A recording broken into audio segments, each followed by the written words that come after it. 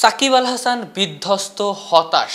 কারণটাও স্পষ্ট, তার সঙ্গে ভুল বোঝাবুঝিতে দারুণ ব্যাট করতে থাকা মাহমুদুল্লাহ রিয়াদ রান আউট।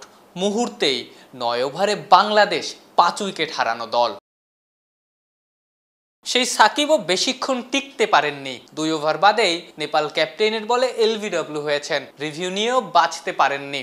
তাতেই শেষ হয়েছে ২২ বলে ১৭ রানের সংগ্রামী ইনিংস। যদিও ইনিংসটা শুরু করেছিলেন দারুণভাবে, স্কয়ার কাট করে ৪ মেরে। বিসমিল্লায় গলদ শব্দটার সাথে সব বাংলাদেশি পরিচিত।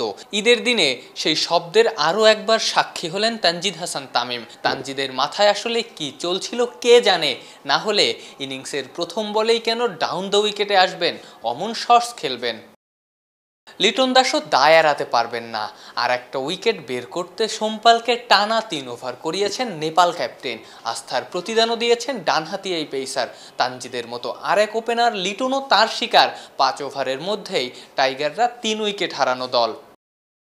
৩ থেকে সেটা মুহূর্তেই ৪ হয়েছে পাওয়ার প্লের শেষ ওভারে।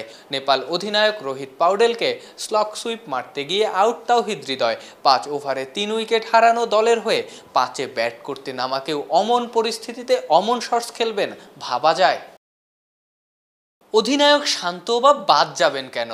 ঠিক আর কতবার ব্যর্থ হলে শান্ত রানে ফিরবেন, দলের হয়ে অবদান রাখবেন, সেটাই যেন এখন প্রশ্ন।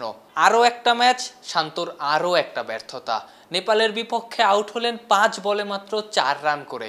একজন অফ স্পিনারের বলে যেভাবে ব্যাট প্যাডের গ্যাপ দিয়ে আউট হলেন, টাইগার ক্যাপ্টেনের টেকনিক নিয়ে এখন প্রশ্ন তুলছে অনেকেই।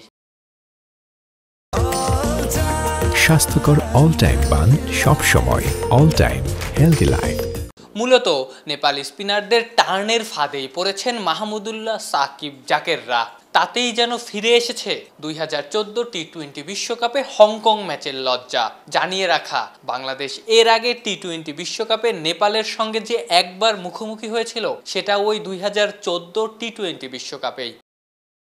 আফনান পিয়াল, অলরাউন্ডার।